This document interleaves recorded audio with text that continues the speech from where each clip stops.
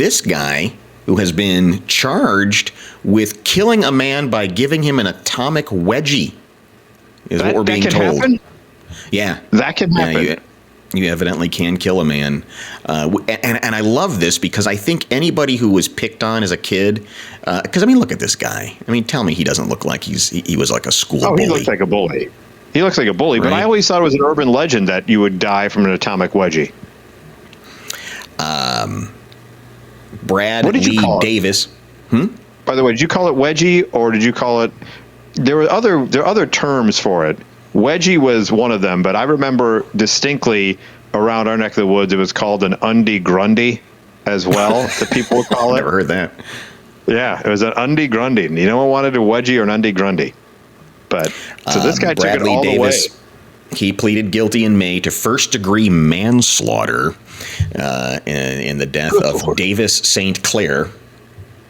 According to court documents, he admitted, I love this, he admitted in court documents to giving St. Clair, quote, an atomic wedgie by pulling St. Clair's underwear over his back and head, allowing the elastic band to wrap around his neck.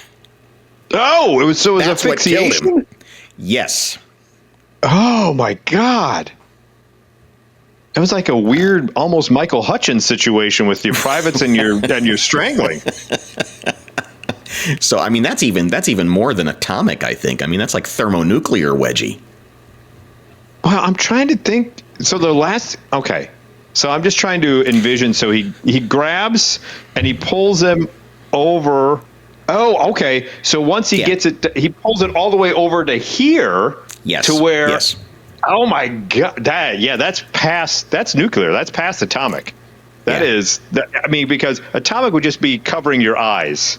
When you go here, you kind of get it on your head or something, and then yeah. But yeah, he successfully. And by the way, that's some pretty stretchy underwear when you think about that. Yeah, I think it's almost on the guy who died. You need a little bit better underwear. You're right. Yeah, we should blame him. Yeah, you should do one that snaps. This shouldn't be that stretchy. What kind of underpants are you wearing? Same. Yeah. Yeah, you would think that would have ripped. Court papers state Davis first claimed he was trying to defend himself during a fight inside his mobile home. Oh, it was in a mobile home. What do you know about that? Oh, shocking. Shocking. He claimed St. Clair was drunk and bad-mouthing his mama. Oh, God. Now the obituary makes sense. If you read death by atomic wedgie and it says in the local mobile home park, you go, okay, that makes sense now. Isn't that terrible? Davis was the one who, at the time, and then called 911 out of himself. He said it happened in a heat of passion. That sounds a little weird, and that the fight got out of hand and went too far. But a plea deal, and now he is facing 30 years in jail. Well, here's the thing about that. Like, it seems like a schoolyard fight taken to the nth degree, right? The fight started because someone was bad-mouthing someone else's mama, and then it ended with a nuclear wedgie. Like, I mean, that is like stuff that would happen when you're 5 or 6. Like, don't talk about my mom, and then you get pulled up, and the wedgie comes. But man, that just kept on going. And as a grown man, that's the best you can come up with, is to give the guy a wedgie. But what a way to go! What a way!